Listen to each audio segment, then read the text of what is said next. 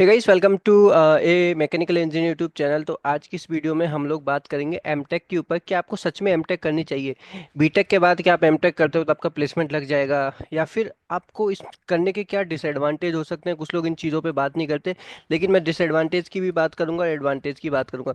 जिस कारण से आप एमटेक कर रहे हो कि आपको वो चीज़ नहीं मिले, तो मैं आपको पहले से ही बता देता हूँ इस वीडियो में। सो चलिए हम लोग इस वीडियो को फटाफट से स्टार्ट करते हैं, क्योंकि मैंने खुद ने एमटेक की है और मैंने जो एमटेक का जो रीजन था मेरा फुलफिल हो गया है, और मैं जिस रीजन के लिए मैंने एमटेक की थी वो मेरा हो चुका है। और मैंने एमएनआईटी जयपुर से एमटेक की है। 2024 में मैं पास आउट हूँ, तो मैं आपको अच्छे से बता सकता हूँ कि एमटेक करने के क्या नुकसान होते हैं, क्या फ़ायदे होते हैं, और क्या आपको करनी चाहिए या नहीं करनी चाहिए। सो सी, सबसे पहले हम लोग देखते हैं कि कौन लोग एमटेक करते हैं, एमटेक करने के पीछे का रीजन क्या होता है। सो सबसे पहला जो रीजन होता है, नंबर वन, जो मोस्ट ऑफ द रीजन ये होता है कि बीटेक उन लोगों ने प्राइवेट कॉलेज से किया है, अच्छी कॉलेज से नहीं की है, और बीटेक के दौरान उनका प्लेसमेंट नहीं लगा है। तो प्लेसमेंट नहीं लगता तो स्टूडेंट्स के पास में दो ही ऑप्शन होते हैं, या तो गवर्नमेंट एग्जाम की प्रिपरेशन करें या फिर गेट वगैरह की प्रिपरेशन करें। गवर्नमेंट एग्जाम में जब नहीं होता है तो फाइनली उनके पास एक ऑप्शन होता है कि गेट की प्रिपरेशन करके हम लोग एटलीस्ट एमटेक में तो एडमिशन ले लें, ठीक है, ताकि वहां से हम लोग को एक अच्छा प्लेसमेंट लग जाए। एक रीजन ये होता है जो कि मोस्ट ऑफ द स्टूडेंट्स का जो रीजन होता है। सेकंड रीजन ये होता है कि बीटेक के बाद में प्लेसमेंट तो लग गई है, लेकिन जो प्लेसमेंट है वो अच्छी नहीं है, या तो उसमें सीटीसी उनका बहुत कम है, ओके, सीटीसी डाउन है, या उनका रोल अच्छा नहीं है, या लोकेशन अच्छी नहीं है, जो काम वो करना चाहते हैं उस काम में उनका मन नहीं लग रहा, फ्रस्ट्रेटेड है।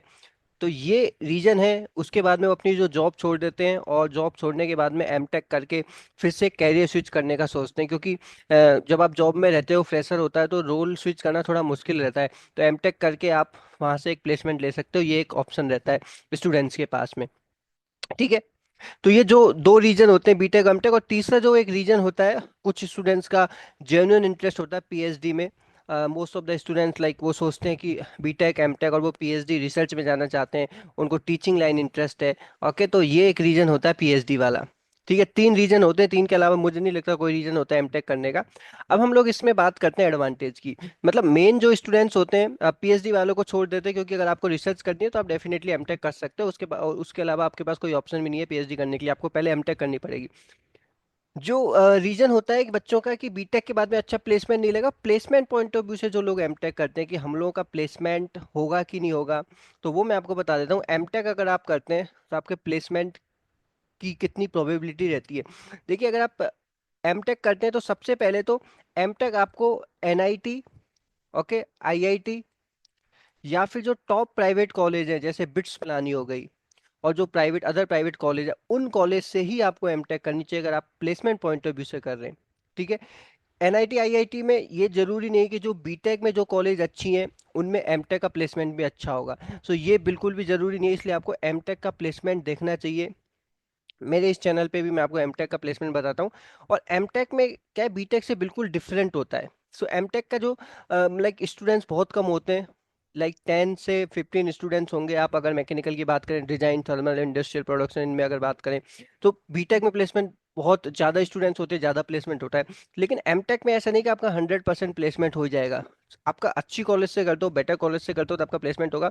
और जैसे कि कुछ कॉलेज है जो कि बीटेक का जिनका प्लेसमेंट अच्छा है लेकिन एमटेक का नहीं है, क्योंकि कुछ कॉलेज होती है जो एमटेक में क्या है ना, रिसर्च पे ज़्यादा फोकस करते हैं, स्टूडेंट्स के कितने ज़्यादा रिसर्च पेपर पब्लिश हुए हैं इस पे ज़्यादा फोकस करते हैं, इसलिए वो प्लेसमेंट में बच्चों को अलाउ नहीं करते, प्लेसमेंट के लिए बैठाते नहीं है। तो रिसर्च जो हो गए, पब्लिकेशन हो गए, कुछ कुछ प्रोफेसर्स होते हैं जो अपना लाइक अपना फ्यूचर बनाने के लिए स्टूडेंट से ज़्यादा रिसर्च पेपर पब्लिश करने पे फोकस करते हैं, ठीक है।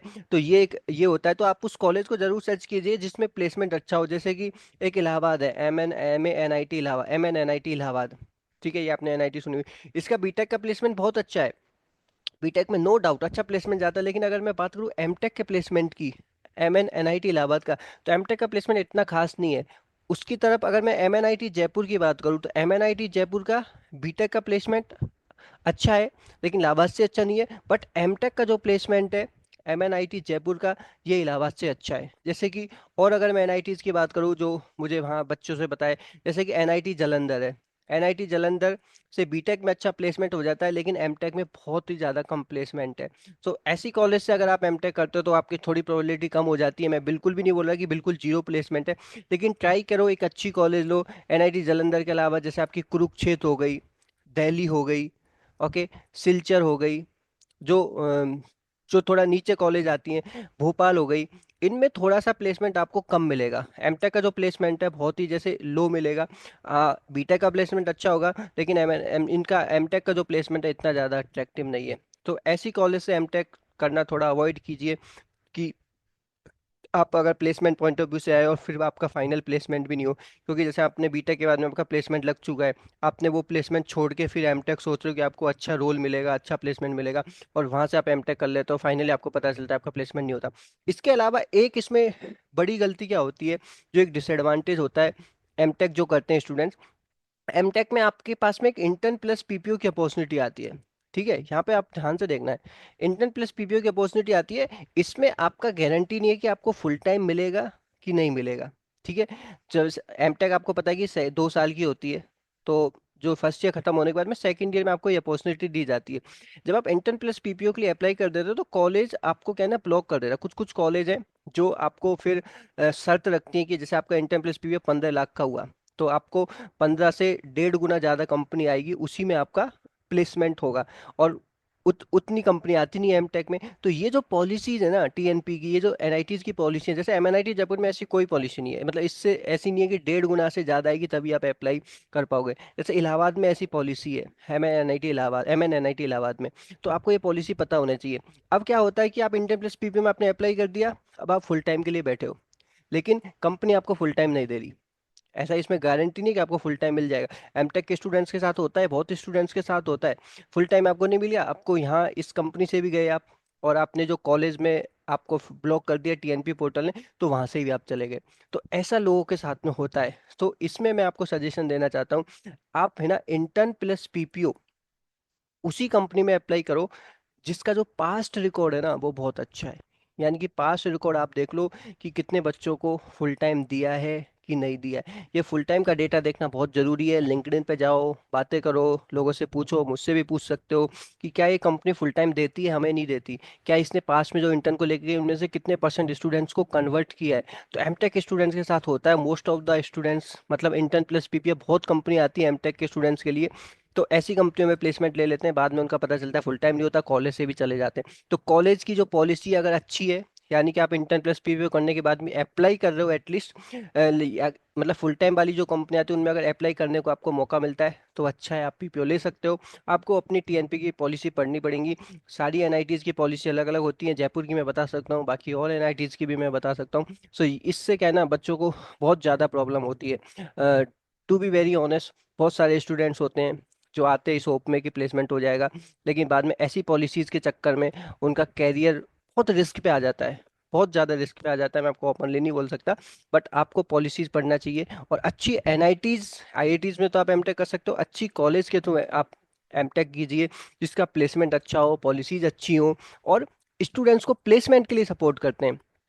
क्योंकि कुछ कुछ कॉलेज हैं जो कि बहुत ज़्यादा प्रेशर बना देंगे। जैसे कुछ कुछ आपके फ्रेंड्स, आपके जो गाइड होंगे सेकंड ईयर में, आपका एक गाइड अलॉट होगा, ठीक है, गाइड आपको उसके अंदर थीसिस सबमिट करनी पड़ेगी, तभी आपको एमटेक की डिग्री देंगे। अब क्या होता है, आपका इंटर्न लग गया, कंपनी अच्छी है, आपको पीपीओ मिलने के चांसेस के हैं, लेकिन ये जो गाइड है आपका, गाइड आपको फोर्स करेगा थीसिस टाइमली सबमिट करो, और इंटर्न पे जाने भी हो सकता है जाने ना दो, थीसिस के लिए आपको प्रेशराइज कर सकता है कि आपको इतने रिसर्च पेपर पब्लिश करने। ठीक है, तो ऐसे गाइड के अंडर में एमटेक आप, क्योंकि एमटेक आपको सेकंड ईयर में गाइड चूज करना पड़ता है, ठीक है, तो ऐसे गाइड के अंडर में एमटेक करने से अच्छा गाइड आप चेंज कर लो। ठीक है, तो सपोर्टिव वाले कुछ कुछ गाइड बहुत सपोर्टिव होते हैं, अच्छे सपोर्ट करते हैं स्टूडेंट्स को, प्लेसमेंट के लिए सपोर्ट करते हैं, लेकिन कुछ कुछ गाइड अपना फ्यूचर चमकाना चाहते हैं, रिसर्च पेपर ज़्यादा से ज़्यादा पब्लिश करवाना चाहते हैं, ठीक है, ज़्यादा से ज़्यादा कॉन्फ्रेंस पेपर पब्लिश करवाना चाहते हैं। तो जो मोस्टली ये क्या होता है, नई एनआईटीज में होता है, जो न्यू एनआईटीज है ना, उनमें होता है, क्योंकि न्यू एनआईटीज में नए प्रोफेसर्स होते हैं, उनको उनके खुद के रिसर्च पेपर ज़्यादा नहीं होते, तो वो खुद का फ्यूचर के लिए स्टूडेंट से ज़्यादा रिसर्च पेपर छपवाने चाहते हैं। जो ओल्ड एनआईटीज हैं और जो प्रोफेसर्स हैं, प्रोफेसर्स लेवल के जो टीचर्स हैं, क्योंकि उनके ऑलरेडी बहुत सारे पेपर होते हैं, तो वो बच्चों को ओपनली सपोर्ट करते हैं, यस आप प्लेसमेंट में बैठो, प्लेसमेंट लो अच्छे से, और यहाँ से जाओ, जितना जल्दी हो सके उतना अच्छा प्लेसमेंट लेके जाओ यहाँ से। ठीक है, तो मैं कुछ आपको पॉइंट बता रहा हूँ, इन पॉइंट को आपको जरूर याद रखिएगा। इसके अलावा कोई डाउट है ना, आप मुझे कमेंट करके जरूर पूछ सकते हैं। मैं नहीं चाहता कि आप एमटेक करो और आपको फिर बाद में प्रॉब्लम हो। अच्छा है, एमटेक वाली लाइफ अच्छी है, आप एमटेक में अच्छे से कैंपस लाइफ एंजॉय कर पाते हो। टीचर्स काफ़ी अच्छे होते हैं एनआईटीज़ के। आपने जैसे बीटेक प्राइवेट कॉलेज से किए तो आपको एक एनआईटी से पढ़ने का मौका मिलेगा यहाँ से। इसके अलावा एग्जाम्स वगैरह का जो शेड्यूल है वो काफ़ी अच्छा होता है। और मोस्ट ऑफ द एनआईटी में ज़्यादा प्रेशर नहीं होता एमटेक के स्टूडेंट्स के ऊपर, मैंने देखा प्रेशर्स काफ़ी कम होता है। ठीक है, तो आप लाइब्रेरी में जाके जैसे आप बीटेक के बाद में गवर्नमेंट एग्जाम की प्रिपरेशन कर रहे थे, आपका नहीं हो पाया, सो लाइब्रेरी में जाके आप वो फिर गवर्नमेंट एग्जाम की प्रिपरेशन कर सकते हैं, आपको सफिशिएंट टाइम मिलता है। ठीक है, तो ये चीज़ें एडवांटेज भी हैं यहाँ पे और डिसएडवांटेज भी हैं जो कि मैंने आपसे डिस्कस किए हैं। आई होप आप सभी को वीडियो पसंद आई होगी। तो इस वीडियो को एज ए लर्निंग पर्पज लेना है। आपको फिर भी कोई डाउट रहता है ना, तो आप मुझे कमेंट करके जरूर पूछेगा, मैं आपको डेफिनेटली आंसर करने की कोशिश करूंगा। अगर आप इस चैनल पर नए आए तो इस चैनल को जरूर आपको लाइक भी करना है और सब्सक्राइब करके जाना है। ठीक है, तो एमटेक के एडमिशन स्टार्ट होने वाले हैं। सो आपको डेफिनेटली फिजिकल रिपोर्टिंग से रिलेटेड डाउट होता, कुछ भी डाउट होगा प्लेसमेंट से रिलेटेड, आप मुझे कमेंट करके जरूर पूछ सकते हो। Thank you so much.